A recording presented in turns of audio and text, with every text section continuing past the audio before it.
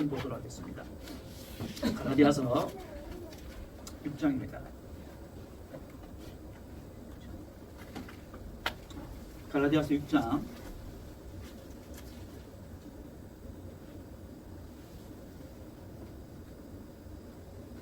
1절에서 5절.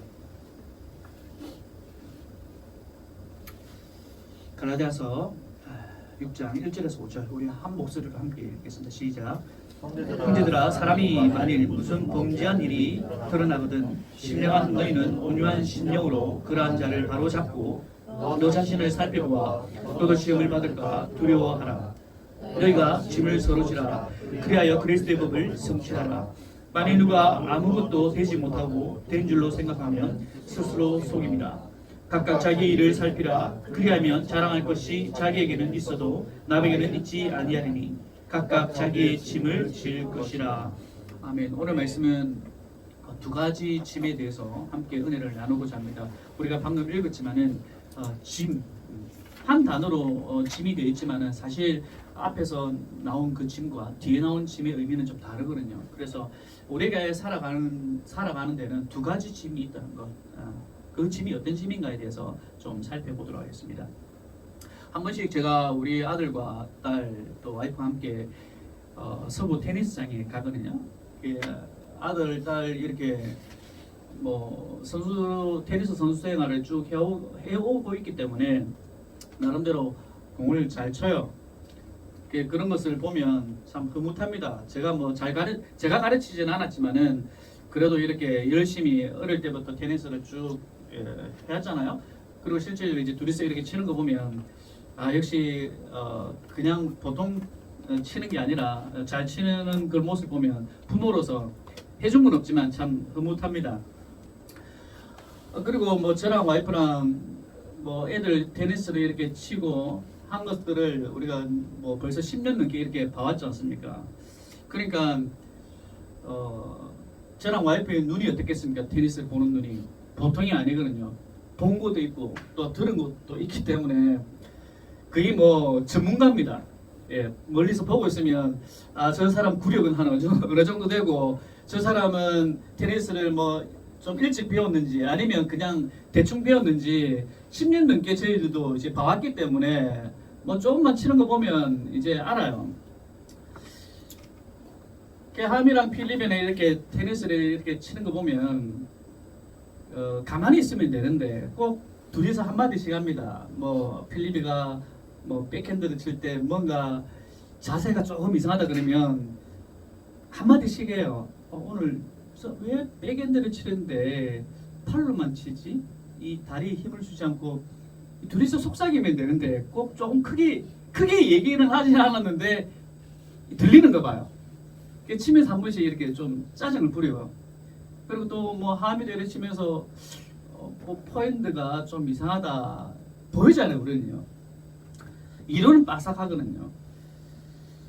자, 그래놓고 그런 상태에서 이제 애들이 좀 치다가 이제 좀 쉬잖아요. 그러면 제가 와이프한테 당신하고 나도 한번 치자. 그러면 어떨까요? 어떻게 치겠습니까? 거의 테니스가 아닙니다. 배드민턴 공이 날아다니고 뭘 하는지 몰라요.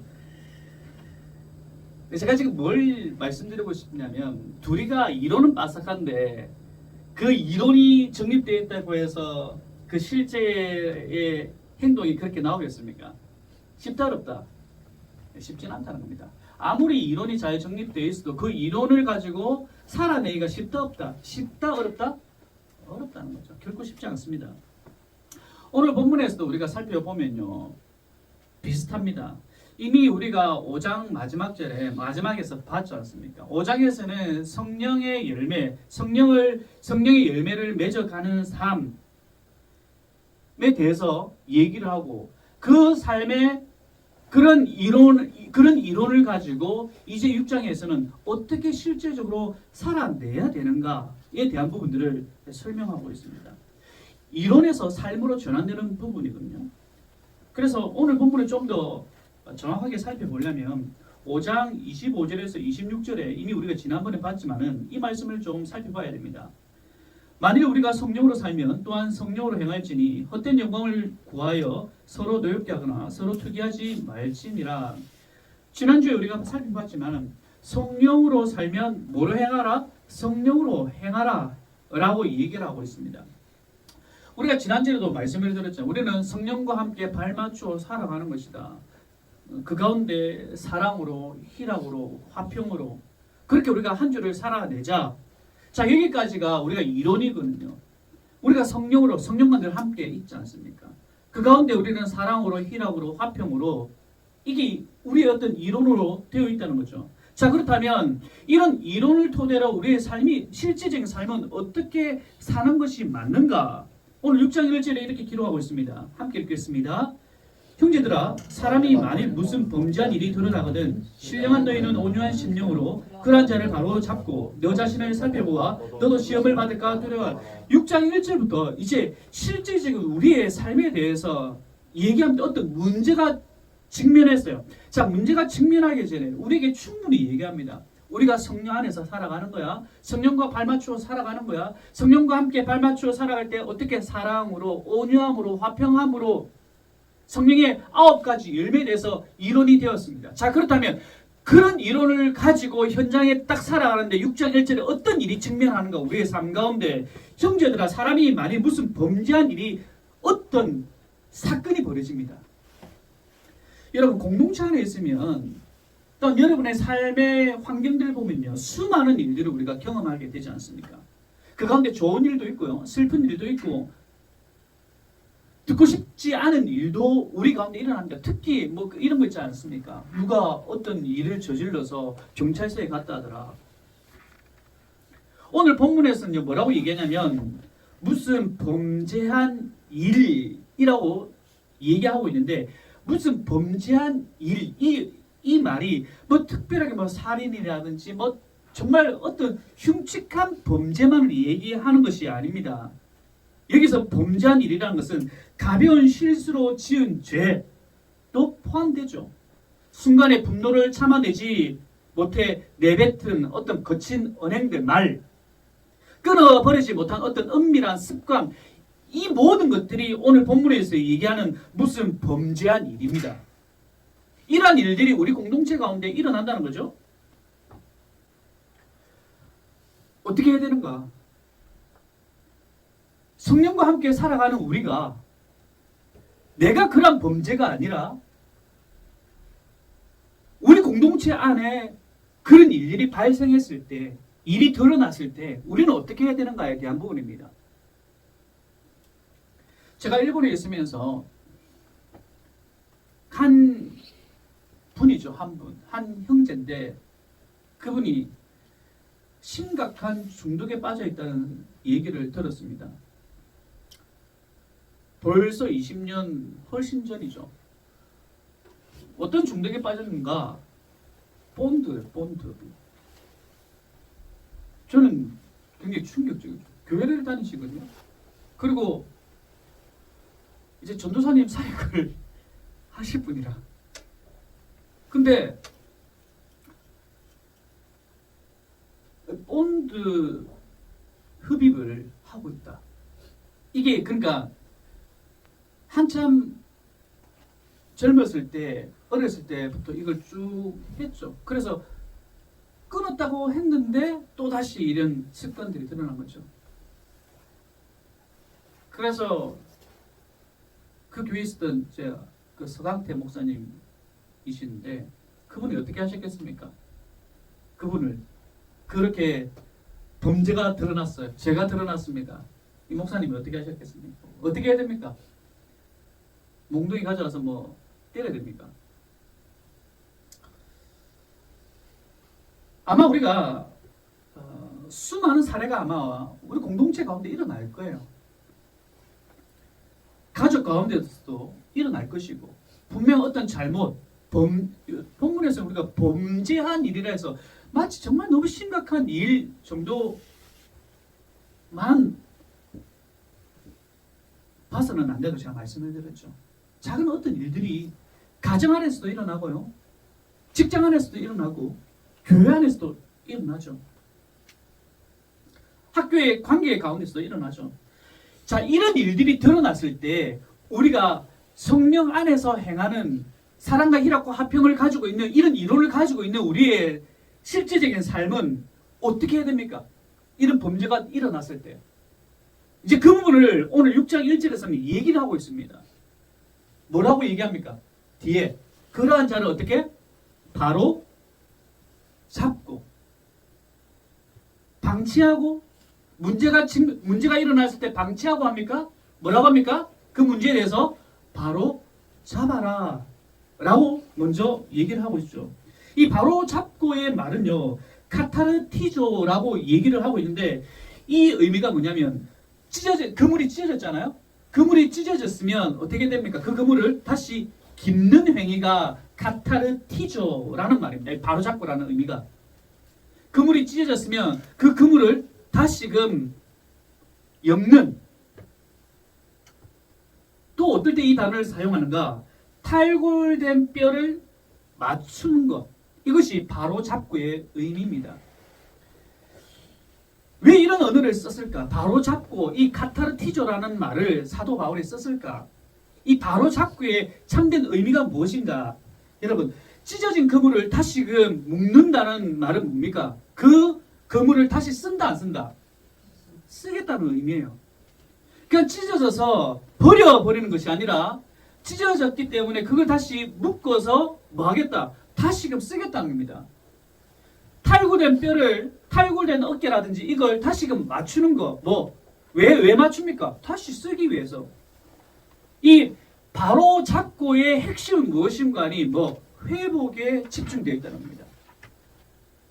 어떤 문제가 직면했을 때, 어떤 사건이 벌어졌을 때, 범죄한 일이 우리 가운데 드러났을 때 우리는 성령에 따라 발맞추어 가는 우리는 어떻게 해야 되는가? 그 지체를 바라보면서 어떻게 해야 되는가? 첫 번째 우리가 가져야 될 인식은 무엇인가? 바로 잡는 것인데 그 바로 잡는 목적이 무엇이어야 되는가?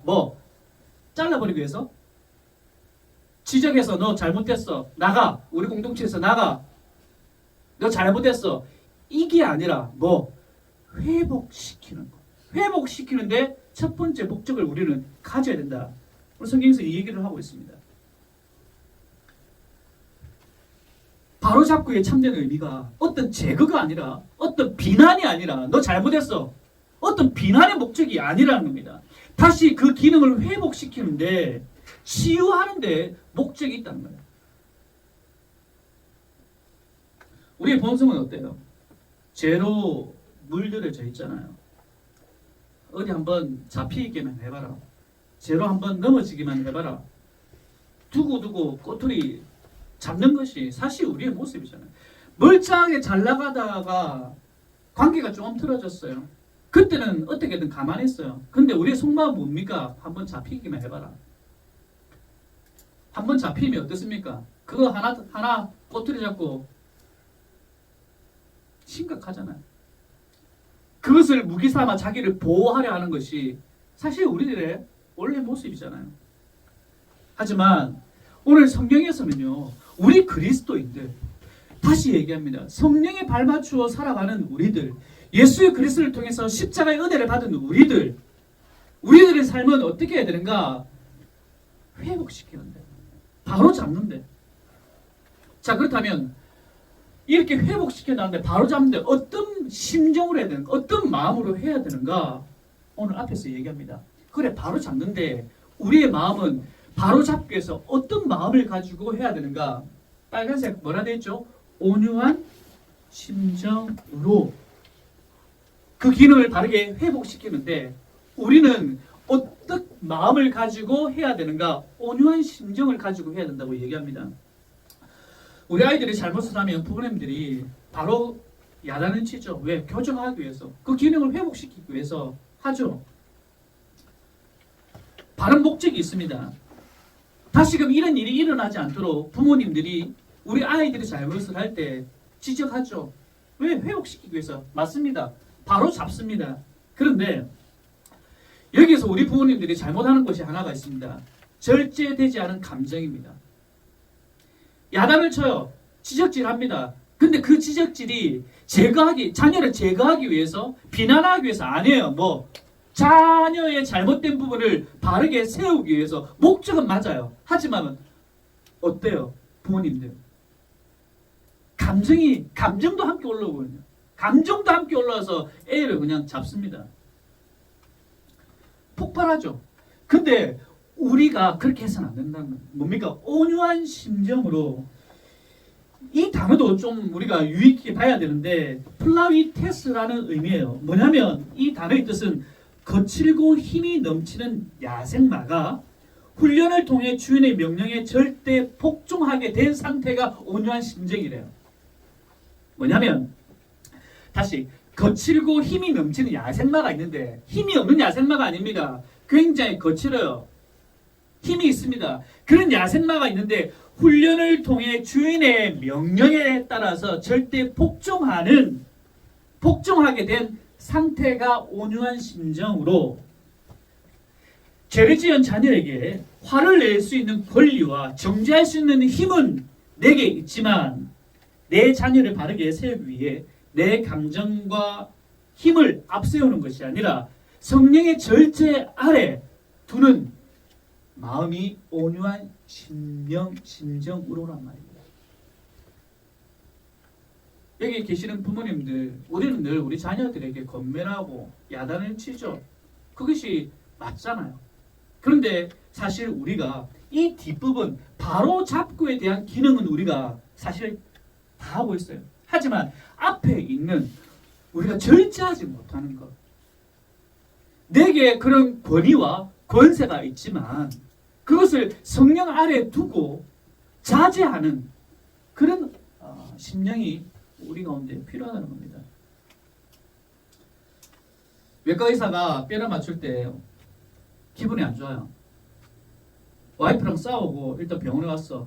그래서 환자 뼈가 이렇게 탈골되었어요. 자기 기분 나쁘다고 고칩니다. 일단 고쳐요. 근데 기분 나쁘다고 막 그냥 하면 어떻겠습니까? 고쳐는 지겠지. 근데 당하는 우리는 어떻습니까? 아프잖아요. 마찬가지입니다. 우리가 이런 범죄한 일이 발생했을 때, 어떤 죄가 드러났을 때 우리가 성령을 따라 행하는 우리의 삶은 어떻게 되는가? 회복입니다. 바로 잡는 거예요. 근데 바로 잡는데 우리의 심령은 어떻게 되는가? 우리의 마음은 어떤 마음을 가지고 해야 되는가에 대한 부분들을 6장 1절에 아주 실제적인 삶에 대한 부분들을 우리에게 교훈하고 있습니다. 우리 공동체, 여러분의 가정, 특별히 하나님께서 주목하고 계신 이 드램프 교회 성장하며 성숙하기 위해서 우리가 늘 기대하며 소망하고 있지 않습니까? 그렇다면 우리 공동체가 어떠한 일들이 생겨났을 때 우리가 가져야 될 마음들, 온유한 심정으로, 그리고 바로 잡는 것, 회복시키기 위한 이란 사실을 우리가 늘 기억한다면 실수할 수도 있잖아요. 넘어질 수도 있어요. 우리가 완벽하지 않기 때문에. 그럴 때 이런 일이 발생했을 때 오늘 6장 1절의 말씀을 여러분들 늘 염두에 두시고 우리가 어떻게 반응해야 되는가 그렇게 하시길 바랍니다. 이제 6장 2절에 보면요. 너희가 짐을 서로 지라 그리하여 그리스도의 법을 성취하라. 너희가 서로 짐을 지라 그리하여 그리스도의 법을 성취하라. 이제는 제가 여러분들에게 말씀을 드렸는데 헬라어의 문법이 굉장히 중요할 때가 있습니다. 단어가 주는 위치가 굉장히 중요해요. 그러니까 단어가 어디에 놓여져 있는가가 중요하다고 제가 이전에 말씀을 드렸습니다. 특별히 헬라어는요, 앞에 놓여 있는 가장 먼저 나와 있는 단어가 자기가 말하고 싶은 핵심입니다. 오늘 우리가 본문 보면 너희가 짐을 서로 지라라고 되어 있지 않습니까? 한국말로 번역했기 때문에 주어가 먼저 나오는 거예요. 너희가. 그런데 헬라어에 보면요, 뭐가 먼저 나오냐면 알레론이라는 말이 먼저 나옵니다. 이 말이 뭐냐면 서로. 지금 사도 바울은 무엇을 지금 얘기를 하고 싶냐면 서로에 대한 부분들을 강조하고 있습니다. 공동체에 굉장히 지금 강조하고 있다는 것을 볼 수 있습니다. 이 공동체가 해야 될 것이 무엇인가입니다. 타 바렌 짐들 서로 우리 공동체 서로가 타 바렌 짐들, 복수입니다. 짐들. 근데 이 짐의 의미는 무엇인가니 그냥 가벼운 짐이 아니에요. 혼자 들지 못하는 아주 무거운 짐들입니다. 복수입니다. 그렇다면 이 짐들을 서로가 이 짐들을 어떻게 해야 되는가? 바스타, 제테, 운반해라, 감당해라. 그리고 현재형을 쓰고 있습니다. 뭐냐면 서로가 이 짐들을 감당하고 운반해야 되는데 한 번만 이렇게 운반하는 것이 아니라 끊임없이 계속적으로 우리 가운데 짐들이 있을 때 서로 어떻게 되는가? 계속적으로 도와줘야 된다. 한 번 하고 손을 내려놓는 것이 아니라 keep going 하는 겁니다. 계속적으로. 습관처럼.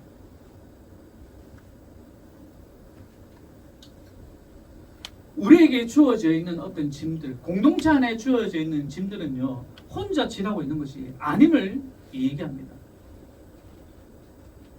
어떻게 해야 되는가? 서로 운반해라. 서로 함께 져라. 혼자 지면 깔려 죽어요. 극심한 슬픔이 있을 수도 있고요. 극심한 죄책감이 있을 수도 있고요. 경제적인 파산이 날 수도 있고요. 우울증으로 인해 누구에게나 일어날 수 있는 일이죠. 누구에게나 닥칠 수 있는 어떤 짐들입니다. 이러한 짐들을 우리는 어떻게 해야 되는가? 관망해야 된다? 아니죠. 서로 살펴라. 서로 살펴서 어떻게 그 짐들을 나누어 가지러 함께 운반해라. 그러한 책임이 성령 안에서 성령에 따라 발맞추어 살아가는 그리스도인들에게 있다는 거예요. 이것이 참된 공동체라는 거예요.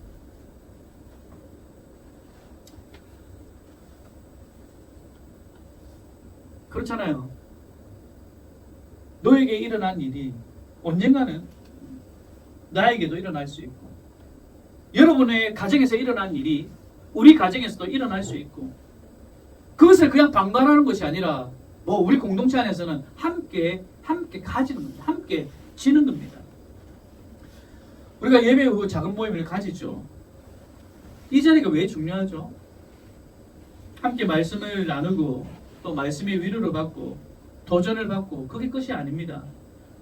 뭔가 실제의 삶을 옮길 수 있는 장이 바로 작은 모임이에요. 말로만 아니라 서로가 나누면서 교제하면서 우리가 가지고 있는 큰 짐이든 작은 짐이든 나눠야 된다는 거죠. 그게 우리 작은 공동체 안에 작은 모임 안에 있어야 된다는 거예요. 이 정도는 그냥 내 혼자 그냥 부끄러워서 아니에요. 그것이 타인에게도 일어날 수 있는 부분이고, 그렇다면 우리가 함께 져야 되는데, 그래서 작은 모임 할 때 여러분이 가지고 있는 짐들에 대해서 공유하고 나누고 그것을 어떻게 함께 질 수 있는가를 고민하는 장이 바로 작은 모임이라는 겁니다. 그것을 오늘 성경에서는요, 그리스도의 법을 성취하는 것이라고 얘기합니다. 2절에서 서로 짐을 지는 것이 함께 슬픔을 나누고 함께 기뻐하고 함께 연약한 부분들을 우리가 채워나갈 때 그 삶이 무엇인가? 그리스도의 법을 성취하는 거래요. 뭔가 특별한 것이 아니라 그렇게 나누는 것이 그리스도의 법을 성취하는 거래요. 요한복음 13장 34절에 내가 너희를 사랑한 것 같이 너희도 어떻게 해라? 서로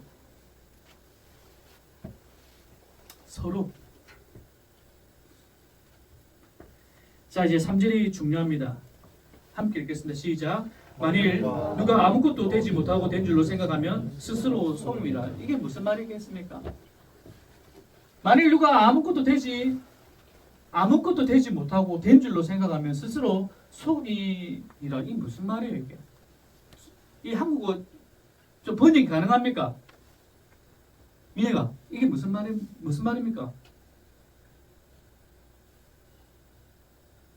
난 도통 좀 국어 실력이 좀 있는 분 이해가 됩니까?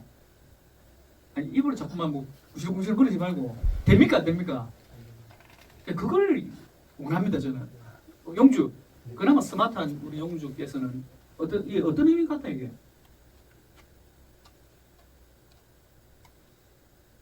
잘 모르겠네요. 맞죠?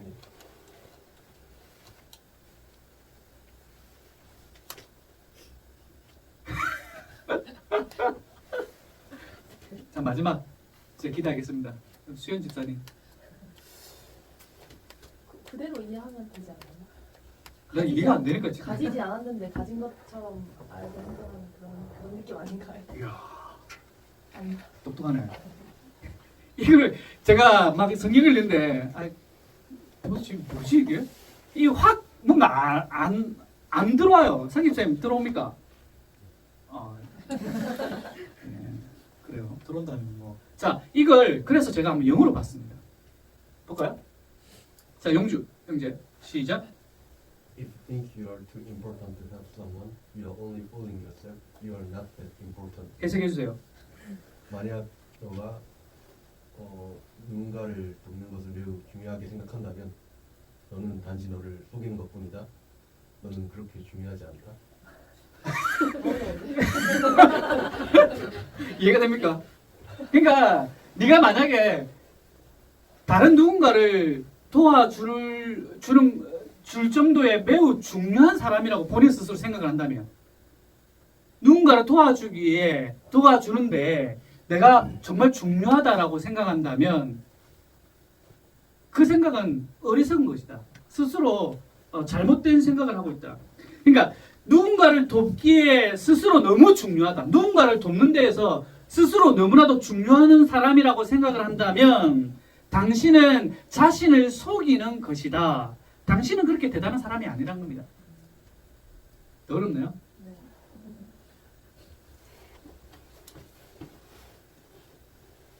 누군가를 돕기 위해서 누군가를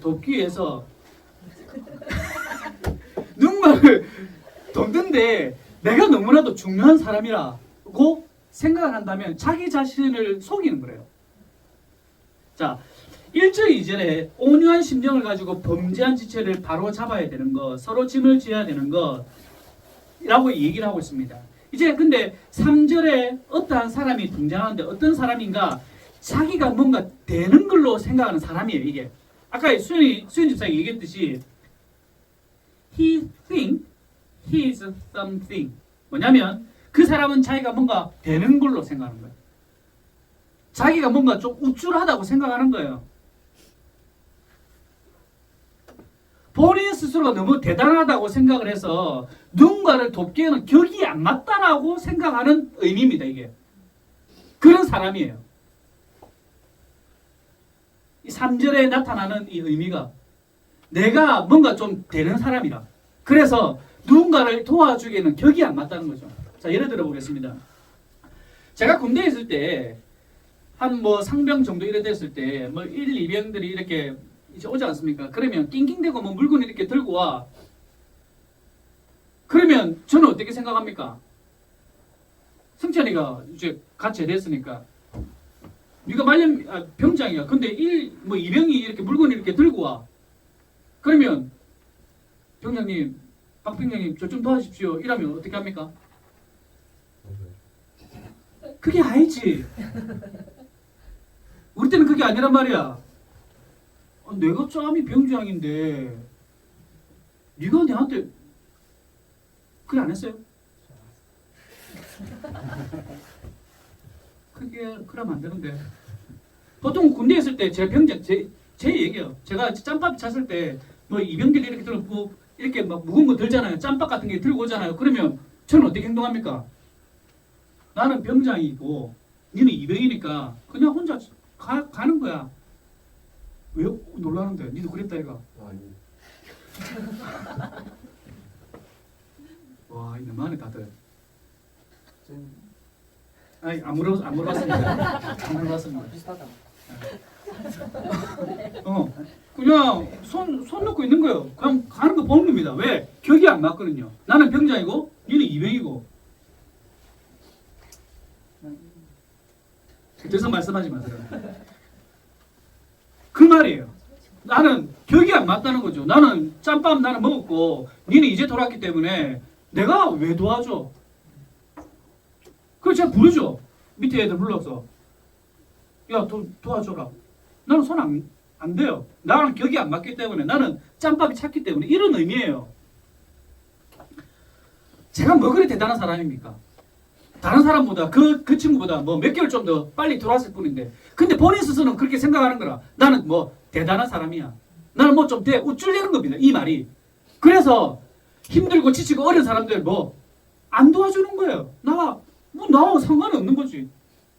나하고 달라. 나는 다른 사람이야. 라고 생각하는 사람이 오늘 6장 3절의 의미예요.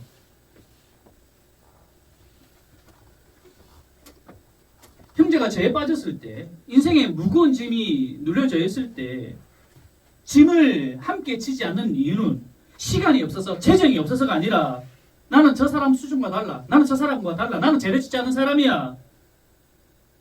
나는 저런 죄에 빠져있는 사람이 아니야. 라고 생각하는 어떤 교만함. 스스로의 영적인 어떤 교만함. 스스로 신령한 사람이라고 착각하는 그런 사람.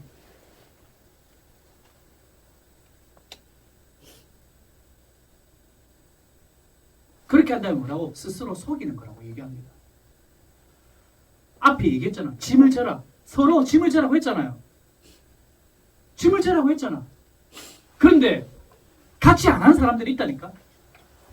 그 같이 안 하는 데서 나는 시간이 없다. 나는 재정이 없어서 난 도와주지 못해. 표면적인 이유는 그렇겠지만은 실질적으로 뭐라고? 내 안에 교만이 있다는 거야. 나는 저런 사람과 어울릴 수 없어. 나는 저런 사람하고 나는 도와줄 하등의 이유가 없어. 영적인 교만한 사람. 스스로 속이는 사람이야. 그래서 도와라는 겁니다. 어려운 일이 당할 때 함께 짐을 져라는 겁니다. 만약에 우리가 그렇게 생각한다면, 우리가 뭔가 되는 것처럼 스스로 생각한다면, 여러분 하나님 앞에 내가 뭐 하나 선한 게 있습니까? 성경은 우리를 뭐라고 얘기합니까? 토탈 디플라이버티라고 얘기합니다. 전적인 타락입니다. 넘겨주세요. 전적인 타락을 우리에게 얘기합니다.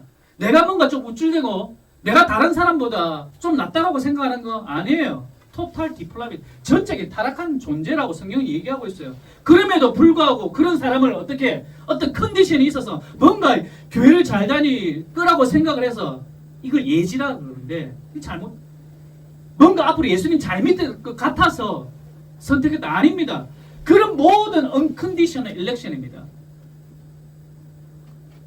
그런 상황을 보고 우리를 선택한 것이 아니란 겁니다. 전적인 타락해 있는 우리들을 그냥 긍휼히 여기시고 그 사랑하시기 때문에 하나님의 자비하심으로 우리를 unconditional 조건 없이 우리를 선택하신 거예요. 그러한 사람을 우쭐낸다고요?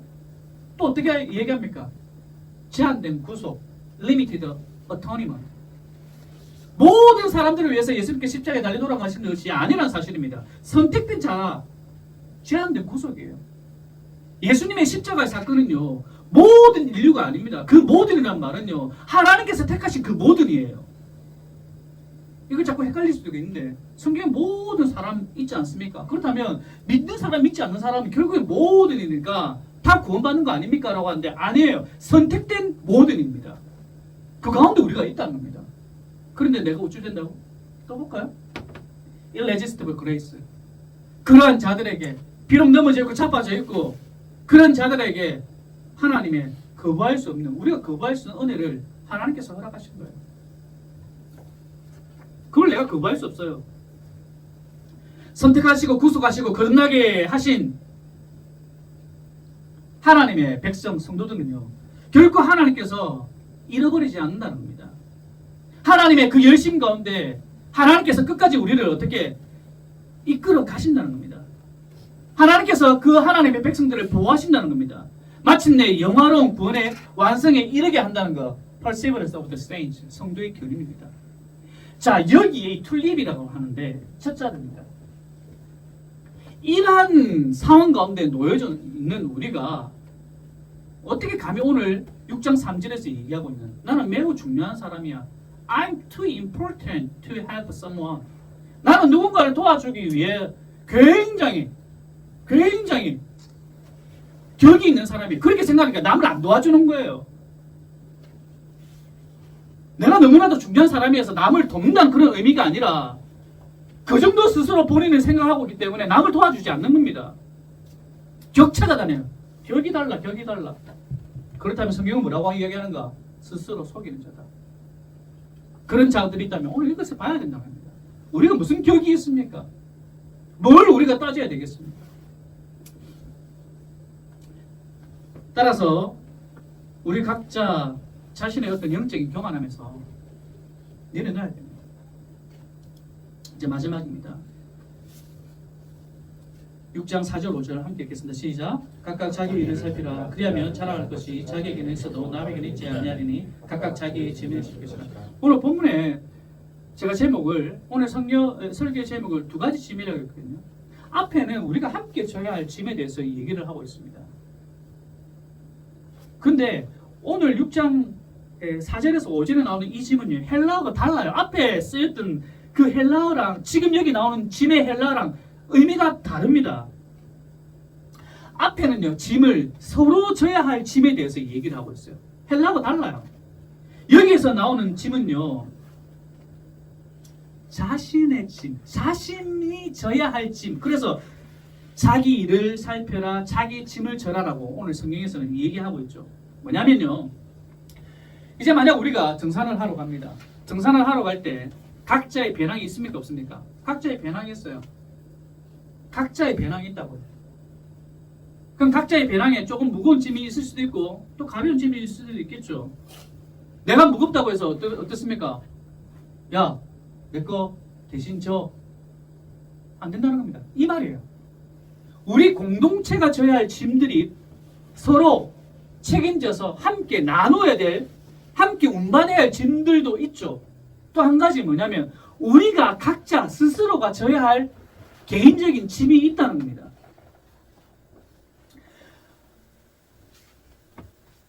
여기서 말하는 짐은 헬라어로 포르티온이라는 말인데 남이 대신 지어질 수 없는 짐을 얘기합니다. 각자 개인에게 고유하게 짊어져야 할 짐을 얘기를 하고 있습니다. 제가 중고등학교 때 여러분들에게 한 번씩 얘기했지만은 교회 생활을 굉장히 열심히 했습니다. 학생에서 굉장히 열심히 했습니다. 친구 애들 후배들 집에 와서 밥 먹이고 뭐 옷도 뭐 이렇게 입히고 방학이면 늘 케어를 했습니다. 굉장히 선한 모습이죠. 열심히 했다라고 생각합니다. 근데 오늘 본문에서 제가 살펴보면서 각자 서로의 짐은 제가 함께 나눴던 것 같아요. 굉장히 열심히 했던 것 같습니다. 하지만 내가 무엇을 놓치고 있는가? 내게 주어져 있는 짐은 사소하게 생각했다는 거예요. 뭐냐면 내가 학생 때 뭘 해야 됩니까? 학생 때 뭘 해야 되죠? 빨리 해야 됩니까? 뭐 해야 됩니까? 설거지 해야 됩니까? 뭘 해야 되죠? 학생 때는 뭐? 공부입니다. 테니스고. 그러니까 학생 때 내게 주어진 고유의 영역이 있는데 그것을 안 지려고 했던 제 모습을 발견하게 됐어요. 오늘 본문에서도 저는 나름대로 중고등학교 때 그렇게 서로의 짐을 지는 거 굉장히 잘했거든요. 그런데 오늘 말씀에 본문에 비춰보면 제가 하지 못했던 건 무엇인가니 내게 주어져 있는 짐은 안 졌다는 겁니다. 나 다 잘했잖아. 늘 부모님께서 야, 네 거 좀 해. 네가 좀 해. 너 공부 좀 해야지. 라고 얘기했을 때 나 지금 애들 돌아보고 잘하고 있는데 왜 그래요? 그것도 맞아요. 하지만 내가 해야 될 거, 내가 지금 해야 될 거, 내가 지금 이때 내가 해야 될 것을 해라 하는 것이다 라고 얘기를 하고 있습니다. 누가 대신 짊어질 수 없습니다. 여러분 각자에게 각각의 포르티온이 있습니다. 각자 짊어지고 있는 짐이 있다는 겁니다. 오늘 상기 집사님이 어제 열심히 찬양 인도를 했기 때문에 힘이 들어요. 힘이 들어서 승찬이한테 승찬아 오늘 네가 대신해. 물론 할 수는 있겠죠. 이건 너무 할 수 있는 걸 내가 이해를 들어서 좀 그렇지만은 할 수 있겠죠, 맞죠? 예. 근데 그게 아니라 필리비가 너무나도 힘들어. 운동하다 너무 힘들어요. 내일부터 이제 대회거든요, 필리비가. 실제로 내일부터 대회예요. 필리비가 저한테 얘기합니다. 아빠, 내가 오늘 컨디션이 너무 안 좋고 무릎도 아픈데 아빠가 대신 나가. 됩니까, 필리비? 짐이 있다는 겁니다. 여러분 각자 인생 살아가는데 여러분에게 고유한 짐이 있다는 겁니다. 이것이 무엇인지 여러분 한번 생각해 보시죠. 내가 짊어져야 할 것들을 지지 않고 상대방의 어떤 짐들만 바라보면서 나는 선한 일을 했어? 나는 잘했어? 라고 마치지는 않는가? 내가 해야 될 어떤 영역들은 하지 않고 있지는 않은지 오늘 그 부분에서 네가 짊어져야 할 짐을 절하라고 얘기를 하고 있습니다. 우리가 공동체에 속해져 있습니다. 맞아요. 하지만 우리가 놓치지 말아야 될 것은 단독으로 서 있다는 겁니다. 공동체 안에 우리가 속해져 있지만은 우리가 예배 함께 드리고 있지만 놓치지 말아야 될 것은 하나님 앞에서 1대1의 관계에 있다는 것 또한 놓치지 말아야 된다는 겁니다. 하나님의 심판대 앞에 1대1로 우리는 서게 된다는 것 놓치지 말아야 됩니다. 이것이 우리의 각각의 짐이라는 사실입니다. 공동체가 우리가 오늘 예배를 홀리하게 드렸다, 성스럽게 드렸다, 뭔가 이렇게 열정적으로 드렸다 느낌은 있겠죠. 하지만 여러분 각자가 어떻게 예배를 드리고 있는가? 전체적인 느낌이 중요한 것이 아니라 물론 그것도 중요하겠죠. 하지만 오늘 하나님 앞에서 내가 드리는 그 예배의 모습, 내가 짊어져야 할 예배의 모습, 그것은 어떤가를 돌아봐야 합니다. 하나님 앞에 내가 서 있다는 것, 홀로 감당해야 될 사명이 있다는 것, 홀로 내가 책임져야 할 것이 있다는 것, 그리스도인으로서 성화되어야 할 내 모습이 있다는 것. 내가 예수님 믿었습니다. 엄마 아빠 예수님 잘 믿는다고 해서 카바가 됩니까? 아니라는 겁니다. 내가 짊어져야 돼. 내가 바뀌어야 돼. 그런 부분들이 채워나가길 간절히 소원합니다. 말씀을 정리하겠습니다.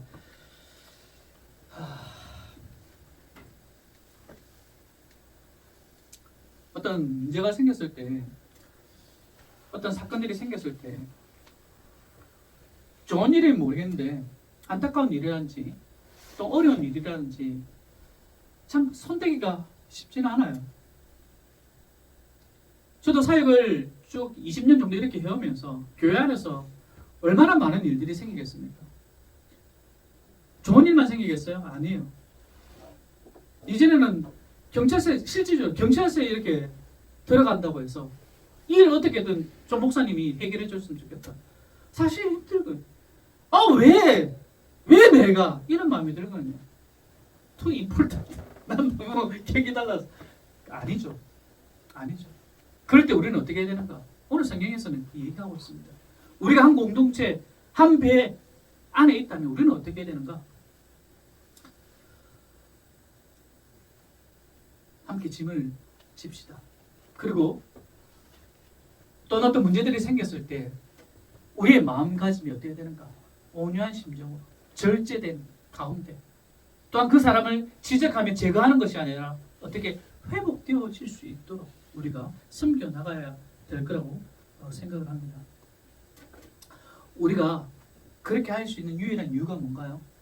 우리가 서로의 짐을 지고 또 각자 주어져 있는, 여러분에게 각자 주어져 있는 그 짐들을 질 수밖에 없는, 질 수 있는 유일한 이유가 무엇인가요? 내가 선하기 때문에? 내가 좀 할 수 있을 것 같아서? 아니죠. 바로 예수님께서 먼저 우리의 가장 무겁고 더러운 영원한 사망과 지옥의 형벌을 예수님께서 이미 대신 져주셨기 때문입니다. 이 압도적인 은혜, 거부할 수 없는 은혜, 이 은혜를 입은 자만이 내 옆의 지체를 정죄하지 않고 온유한 심정으로 받아줄 수 있습니다. 그것이 유일한 근거입니다.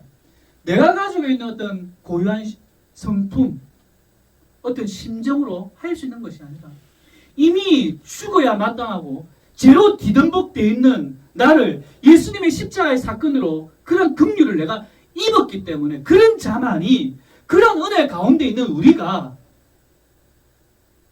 그렇기 때문에 할 수 있는 거예요. 오직 십자가 안에서 오직 십자가의 보혈에서만 우리에게 주어져 있는 각자의 배낭들을 기쁨으로 짊어질 수 있습니다. 이번 한 주간도 우리 교회 안의 공동체뿐만 아니라 여러분이 속한 여러 가지의 어떤 삶의 영역들 가운데서 성령으로 함께 닮아줘가는 그런 인생들, 그 가운데 실질적으로 어떤 좋은 일들만 아니라 어떤 문제들이 생겼을 때 정말 우리들 실질적으로 살아가는 그리스도인의 삶의 모습이 어때야 되는가? 믿지 않는 사람들은 정죄하며 무너뜨리고 계속적으로 그 부분을 지적질을 해 드릴 때 우리는 어떻게 해야 되는가? 오늘 본문의 말씀을 늘 기억하면서 세워가는 인생, 복이 흘러가는 인생, 그로 인하여서 예수 그리스도가 드러나는 인생, 그런 한 주의 삶이 되기를 간절히 소원합니다. 함께 찬양하겠습니다.